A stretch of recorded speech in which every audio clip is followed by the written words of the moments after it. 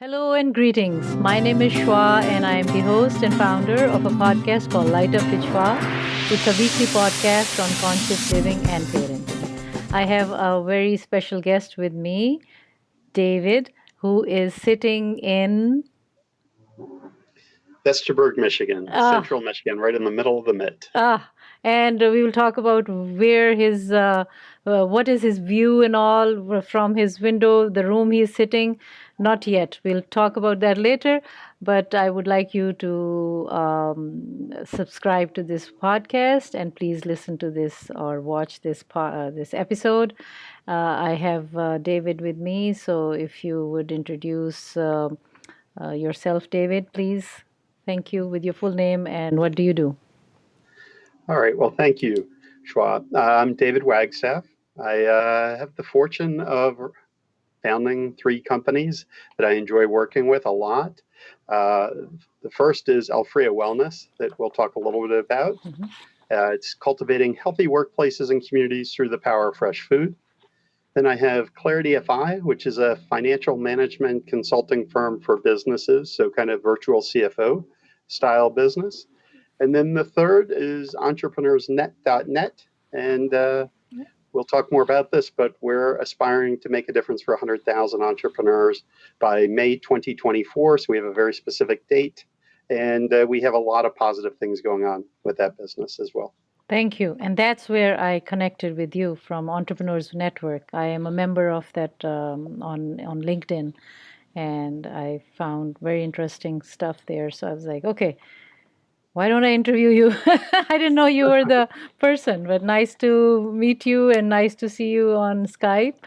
And now I can put the name with the face. I probably should mention something that's kind of related is Entrepreneurs Network is on LinkedIn and has 58,000 members Yes. today and grows by about 500 people a month.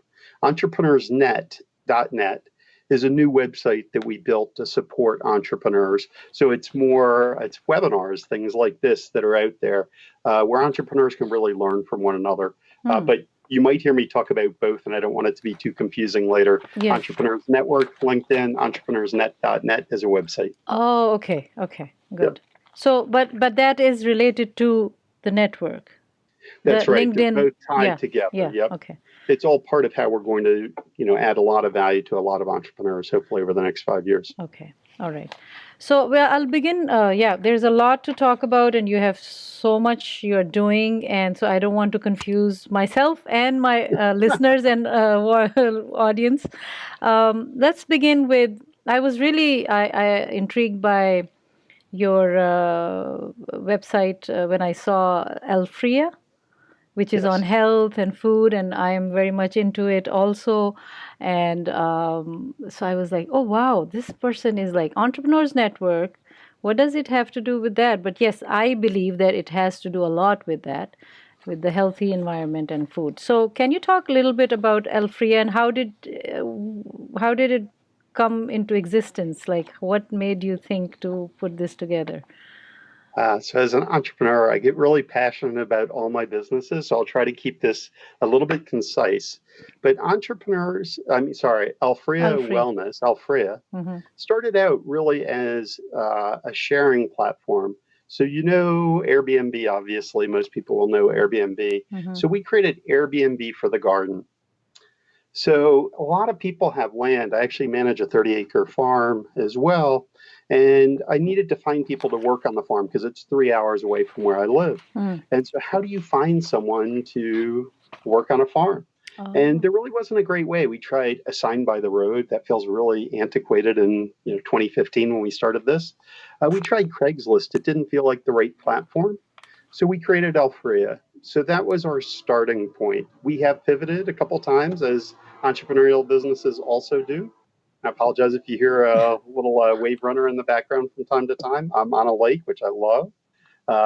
And sometimes there's natural sounds and sometimes motorized sounds. Okay, no problem. But so we started there. And then what we've kind of pivoted towards over time is really cultivating healthy workplaces and communities through the power of fresh food.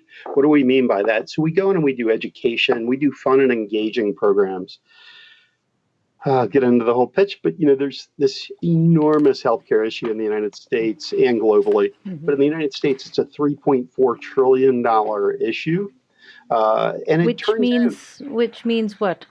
that's actually the direct costs of medical care for people in the Okay. United States, $3.4 trillion. In Hmm. addition, there's the social impact, the pain, the suffering, the challenges people face. But with that, it turns out over 50% of that is food choice related: type 2 diabetes, cardiovascular disease, stroke, 14 types of cancer. And yet it's not easy for any of us to change. I personally struggle with it some, which is why I built this platform. I'd been trying to eat a more vegetarian based diet. Today would classify myself as pescatarian, eating some fish in addition to vegetarian, for those who might not know and listeners. But it's always like a little bit of a challenge. So that was part of the story of origin for Alfrea. And so now what we're doing is we're working with hospitals largely, although we've also worked with a large consumer packaged good, Campbell's Soup, in helping them to cultivate healthy workplaces. So we do trainings, workshops. How do you make the besto pesto, or cooking with the doc, where we team up with a cardiologist and the cardiologist talks about some of the health impacts. And then one of our great chefs talks about how to prepare fresh, healthy foods. So it's really a lot of fun. It's engaging. We get great feedback. And that's what we're doing. That's wonderful. Wonderful. So do you cook? I've always cooked. Okay. Basically, since I was a few years old, I've always cooked. Oh, I was really? kind of one of the primary chefs in my family Oh, growing nice. up as a teenager. Hmm. I enjoyed it, and I got to cook the things I like to eat. Okay. So, So now which do happened to be a you? lot of sweets. Oh, sweet. Do you like to make? Now I'm trying to move away from that. I'm Okay. trying to. It's Yes. tough, but Yeah. yeah, Sweet is one of the culprits. that's right. So now I try Yeah. to do natural sweets, Okay. apples, Yeah. fruit, Fruit. etc. Fruit Yeah, yeah, based. Yeah. Yep. yeah, yeah, Okay. yeah. So now you cook healthy foods? Like, are you I, more aware of your cooking? It's more consciously done? Very much so. I Okay. would say most of the meals I prepare are what I would consider healthful meals. Okay. I still struggle some with weight, and Hmm. we can talk some. I think you have a question about some things we're doing to take care of ourselves. Yes. So Yes. one of them is I do some fasting now, which is actually working. Oh, what Some kind of intermittent fasting? fasting. Intermittent I fasting, would which say is intermittent fasting. okay. I'm still kind of on training wheels on this, Okay. but for the last 3 months, I've almost only eaten 2 meals a day, Hmm. and at times doing 1 meal a day, and sometimes stretching over 26 hours. Okay. I eventually want to go longer than that, multi days, Hmm. but that's kind of where I am in that journey. Wow. And the things that, given I prepare healthy foods, how is it that I still gain weight? I Hmm. like things like nuts, whether it's peanuts or Hmm. almonds or whatever, and I can quickly have 600 calories of those in an evening without any problem, Hmm. and or 800. Yeah, so those things cause me some Hmm. challenges. That's good. That's good. But I guess the website is a source through which people can connect uh, to you or to the land. How does it work? Like, let's say, how does it serve me? Yep. So today we're doing it primarily through organizations, community organizations, or employers. Hmm. There's reasons for that, but it's just kind of easier to manage. Although we do have some webinars, and we will be increasingly adding webinars that would be accessible to a broader range Okay. of folks. So what happens is an employer reaches out to us and said, we would like to encourage employees to eat healthier. An Hmm. employer can't force people to, and people, struggle as it is. But so they want to have a program on backyard farming 101, one of our programs. So employees can grow their own food, because when employees grow their own, they eat more fresh fruits and vegetables. Hmm. We also do things like the smoothie operator. So employers would reach out to us for programs like that, Okay. Okay. or Great. community groups. So we Okay. also work with community groups. Do you work with youth or colleges or schools or? Yeah, so we've done programs with universities, colleges, high schools, pretty much almost every age range. We've done senior programs as well. Although I would say the majority of our programs right now are really geared for, the working folks, Hmm. but it's not solo, singularly that way. Hmm. Okay. All right. Good. Um, so as you mentioned that this is the first organization that you manage. Now let's go to the second, which is which one do you want to talk first? I go Clarity FI next, and then Then we'll we can kind of talk finish about. up with Entrepreneurs Network, Yes. which we're Okay. really passionate about because my current passion project. Okay. So, Clarity FI is financial management consulting. We work with really high performing businesses that are growing fast. The owners are doing so many things well, and they have passion for what they're working on. So happens we work with a number of teachers right now that have started business. Yeah, so a few sample kind of businesses. We work with a preschool where a couple of teachers with PhDs, so not just a daycare, but truly preschool. We're passionate about really helping children learn and have a good foundation. And when they were raising their own children, they looked around and didn't find a good platform. So today they've basically doubled in revenue each of the last few years from 350,000 to over 750,000 this year, over a million. Really, really doing well. But they lacked some of the financials as far as they didn't have passion around managing the financial management. They knew they wanted a partner to work with them. And so they reached out to us, and I love working with them. They're passionate and gifted at what they do, and so that we can help support them. And in this way, I can help the children have a better education. So I feel good about things like that as well. That's very important Yep. because youth, as we know, is our future, and they need to be conscious about the health, as you were mentioning, Yep. and about managing their finances, right? Because I think, I don't know, do we learn in school how to manage our finances? We really don't, and especially not from a business perspective, Yeah, because a business and personal are different, different. although they are often intertwined. Mm-hmm. So I am often, I need to have a deep understanding of my client's personal financials Okay. because it impacts the business. But I'm not really working on the personal side, although it has a positive impact Right. there. Right. Not to make it too complicated, but we're really looking at how is the business performing and how do we make sure that it's doing the things it needs to thrive and prosper. Okay, let's come to the third one. All right, so the third one is entrepreneursnet.net, related to Entrepreneurs Network. Again, Entrepreneurs Network is a LinkedIn group. Entrepreneursnet.net, we just launched in May. Oh, okay. So I'll give you a little bit of the backstory on that. So about 12 years ago, I've had a long-term passion around entrepreneurship. I have respect for entrepreneurs in so many ways. They need so many skills. They need to be personable.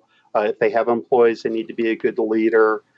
They need to have something that they're about in the world, making a difference in some space. And most entrepreneurs have all of those things that are successful, plus other skills as well. So I decided to start a LinkedIn group, and it grew to 50 people in a little while, and then 500 and 1,000. And then I did some deliberate things to grow it, but then I kind of let it be, just let it do it on its own what it wanted to. And it continued to grow to the point where it had over 40,000 members about a year ago. And again, I thought, well, when I retire, someday, one day, I'm going to volunteer to work with entrepreneurs. Why? Because again, I love it. I have something to contribute. I've started multiple businesses, more than these that we're talking about, and I've managed to exit, have a sale from several of them. And so I thought, there's some way I want to give back. And then as I was thinking about it, it's like, I could actually do it now. I don't need to wait until I retire. And so as I did that, I thought about, well, maybe I'll incorporate this into my Clarity FI website. And so I did. So in January this year, we relaunched our Clarity FI website and added a page in. And I asked entrepreneurs, do you want to talk about your entrepreneurial story? And just like me, we get excited about our entrepreneurial story. And so it was a big hit. Over 50% initially said yes, and now it's 100% nearly when I ask, because they see the end product. And the end product is a well put together interview with an entrepreneur. And it promotes their business, which we like doing as well. So that's kind of where it started. And then we asked people, do you want to meet other entrepreneurs? Do you want to meet other founders? Because LinkedIn has kind of been personal, right? And so what we found is that was very successful. The first day I asked the 30 applicants that day that applied to be part of the group, and 15 said yes, about half the group.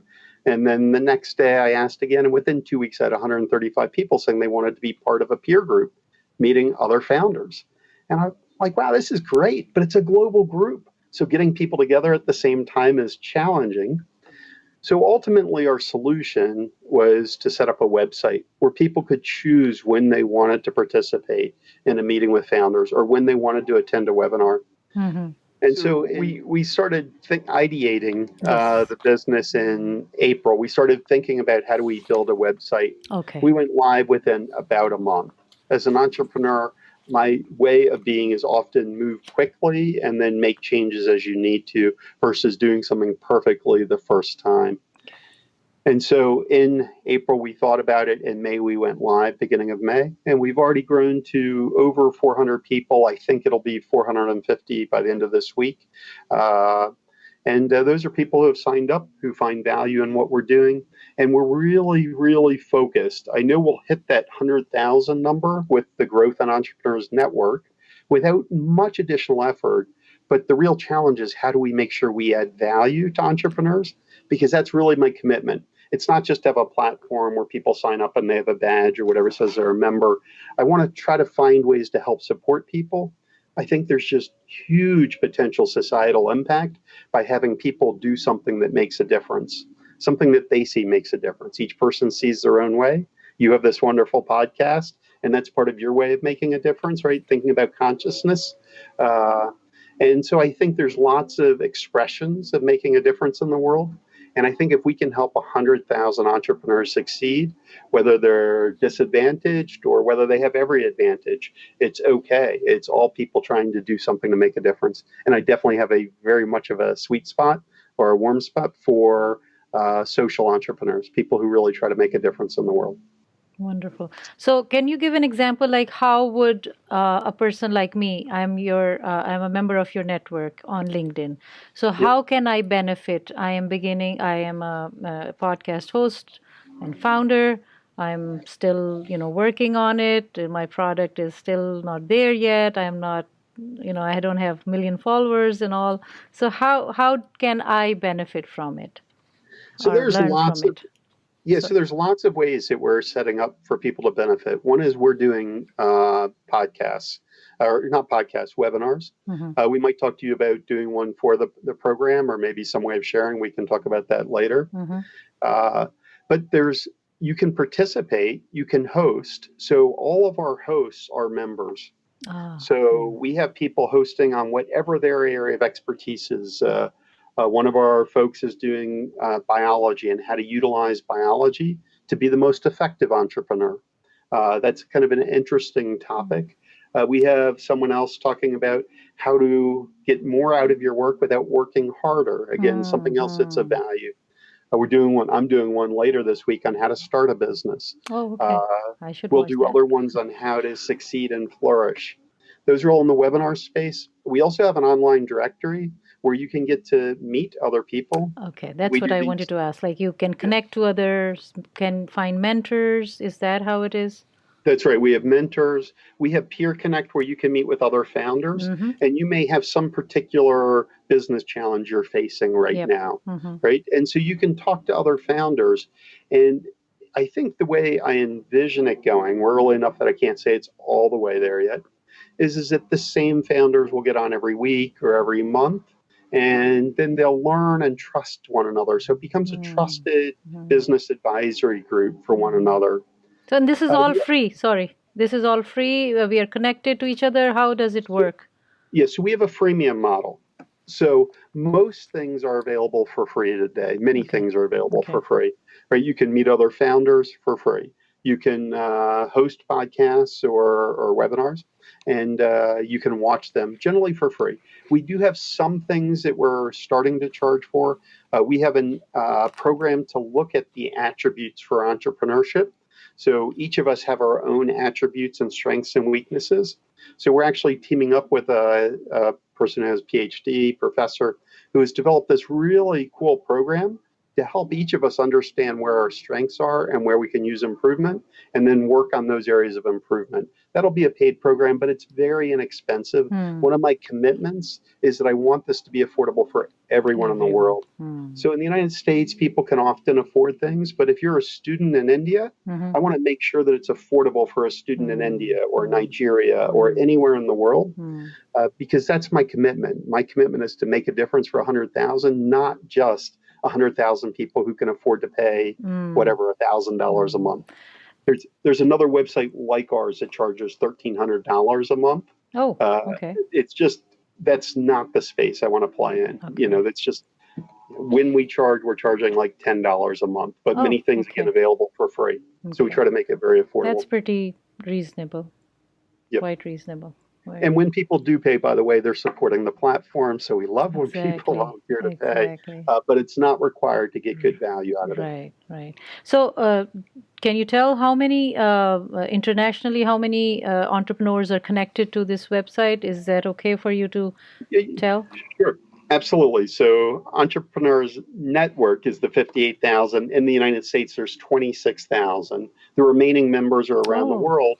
And actually, India is number 2, and the United Kingdom is number 3. Oh, okay. So it's interesting. Australia is high on the list, in Canada, but it really is spread otherwise.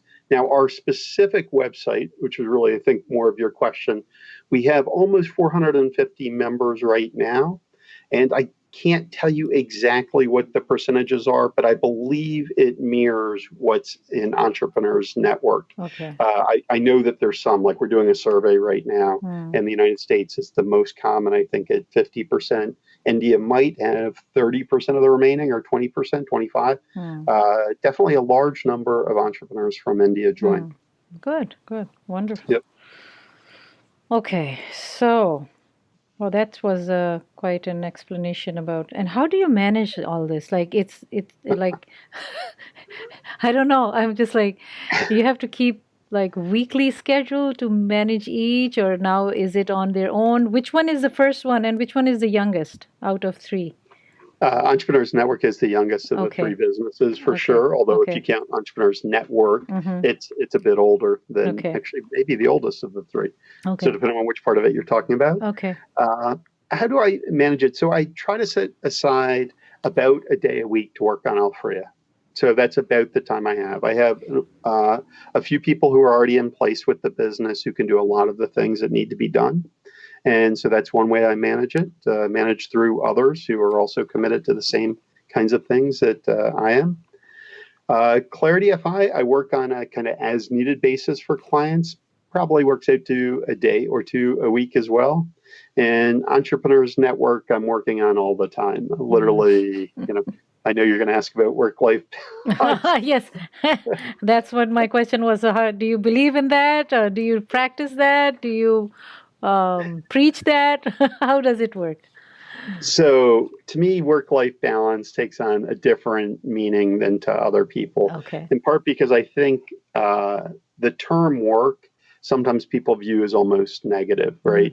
It's like, oh, I have to go to work. Yes. I don't view it that way. These are my passions, right? I absolutely love doing the stuff I do. Like, just think about it. If you can wake up in the morning and help a business owner, let's say through Clarity FI, make better decisions or succeed in what they're trying to do in the world, that gives me great satisfaction. If I can work with people all over the world on Entrepreneurs Net, which I do, I talk to someone in Russia, and then I'll talk to someone in, wherever, Kenya or wherever. It's really nice. And so I don't view it as like traditional work.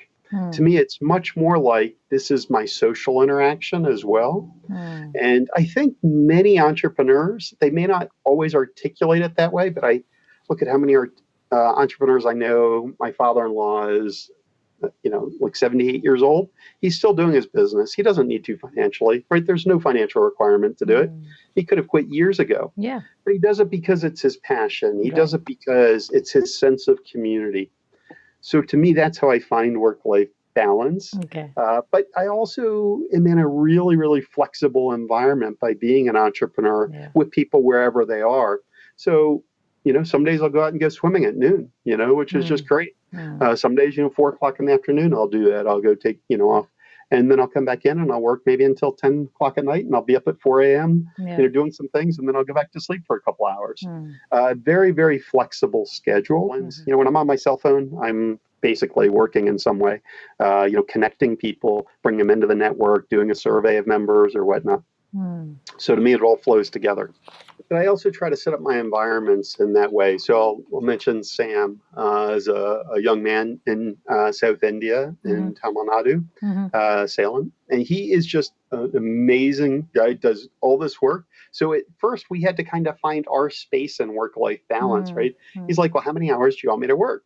And I'm like, well, he had already been working all these hours, just for free, doing things for me. And so I'm like, well, I know you're going to do plenty of work, so I'm not really too focused on which days or when, but, make sure you're taking time for yourself.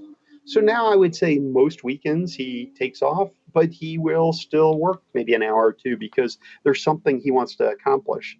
During the day, his day, I'm sleeping, so he can do anything he wants. He can go to the gym, play, sport with a friend of his or whatever, sports.